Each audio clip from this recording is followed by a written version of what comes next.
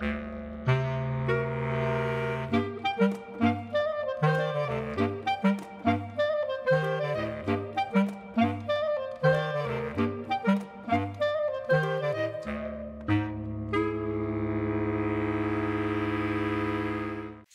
voilà la vidéo numéro 3. L'objectif numéro 3 de ce chapitre, c'est de comprendre les effets positifs ou négatifs des institutions et des politiques de l'emploi sur le chômage structurel.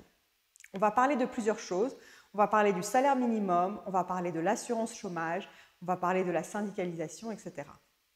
Donc commençons par le salaire minimum.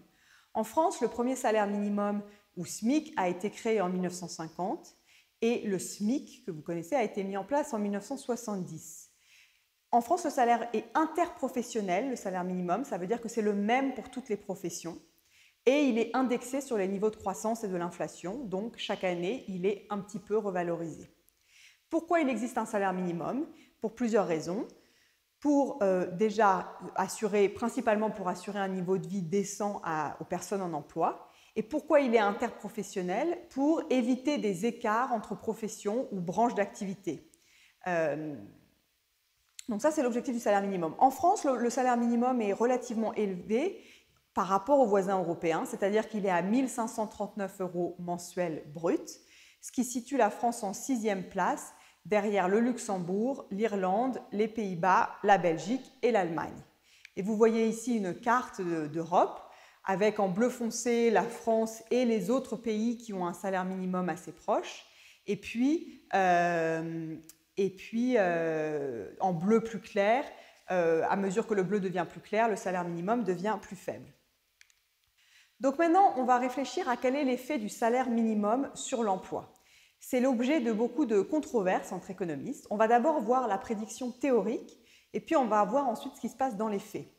Donc en théorie, le salaire minimum plus le salaire minimum est élevé, plus on s'attend à ce qu'il y ait des conséquences négatives sur l'emploi. C'est assez facile à comprendre. En fait, les employeurs, quand ils réfléchissent à embaucher un salarié en plus, ils vont regarder combien ça leur coûte et ils vont voir si le gain de productivité qu'ils attendent de l'embauche de ce salarié est supérieur à ce que ça va leur coûter de rémunérer ce salarié.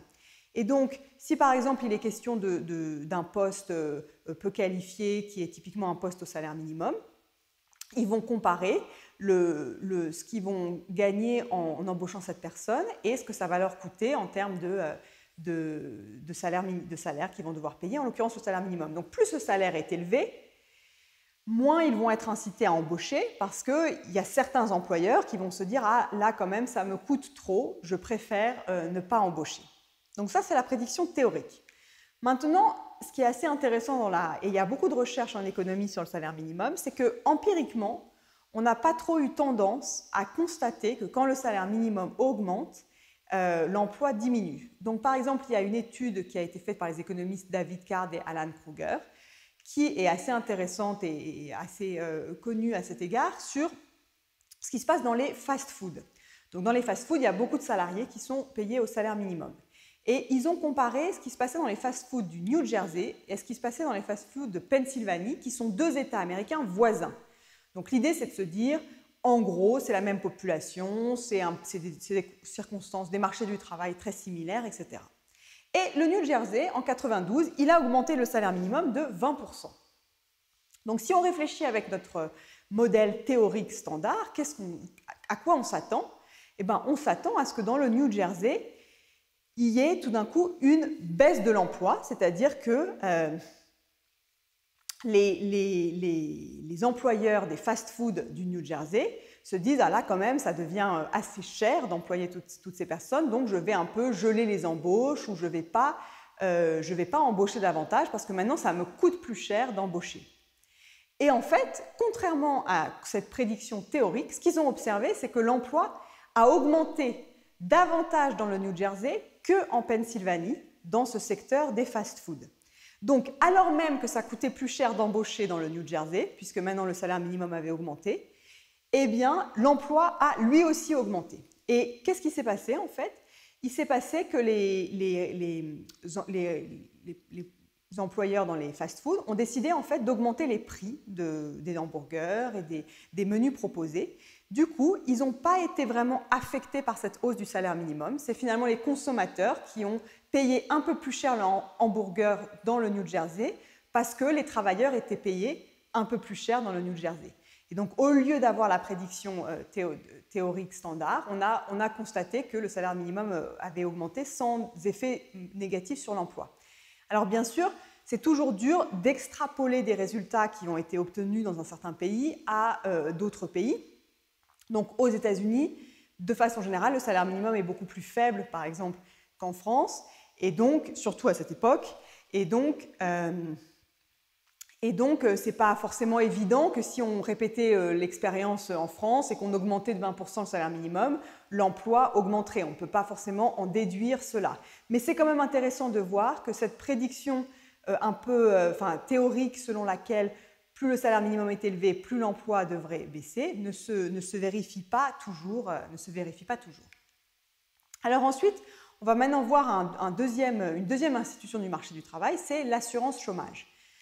Donc l'assurance chômage peut aussi avoir des effets sur l'emploi à cause de la façon suivante. Donc l'assurance chômage a à la fois des bénéfices et des inconvénients. Les bénéfices d'une assurance chômage généreuse, c'est que ça permet aux personnes qui perdent leur emploi de ne pas se retrouver totalement démunies. Donc généralement, on a un loyer, on a des dépenses mensuelles, etc. Et donc si on perd son emploi et qu'il n'y a pas d'assurance chômage, on se retrouve tout d'un coup très très dépourvu pour faire face à ces dépenses et donc avec toutes les conséquences très négatives qu'on peut facilement imaginer. Donc l'assurance chômage permet de lisser la consommation, c'est-à-dire de continuer à honorer ses dépenses habituelles.